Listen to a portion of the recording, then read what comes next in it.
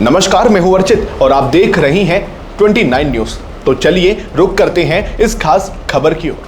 महाराष्ट्र में होने वाले आगामी चुनावों से पहले AIMIM chief Asaduddin Owaisi full action mode में आ गए हैं।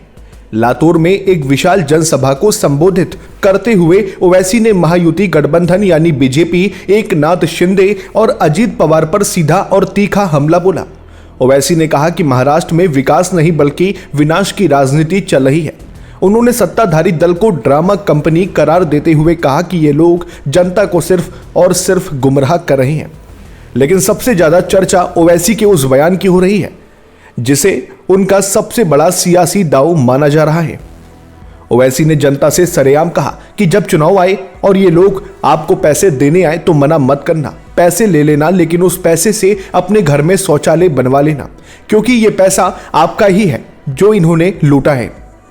ओवैसी के इस बयान ने सोशल मीडिया पर तहलका मचा दिया है। उन्होंने भ्रष्टाचार के मुद्दे पर महायुति को घेरते हुए कहा कि अब जनता इनके बहकावे में नहीं आने वाली। दोस्तों, ओवैसी का असली निशाना सिर्फ लातूर नहीं बल्कि देश की सबसे अमीर महानगर पालिका यानी बीएमसी चुनाव भी है। ओवैसी जानते हैं कि अगर महाराष्ट्र में उन्हें अपने पैठ जमानी है तो मुस्लिम और दलित वोट बैंक को एक साथ लाना होगा। उन्होंने महायुति पर तंज कसते हुए पूछा कि क्या अजीत पवार और शिंदे की अपनी कोई विचारधारा बची है। उन्होंने साफ कहा कि महायुति की आपसी खींचतान ही उनके पतन का कारण बनेगी और इस बार पतंग यानी एआईएमआईएम का चुनाव चिन्ह बहुत ऊंची उड़ान भरेगी। ओवैसी ने केंद्र सरकार और राज्य सरकार को वक्फ बिल के मुद्दे पर भी जमकर खरी खोटी सुनाई। उन्होंने आरोप लगाया कि सरकार अल्पसंख्यकों के हक छीनने की साजिश कर रही है।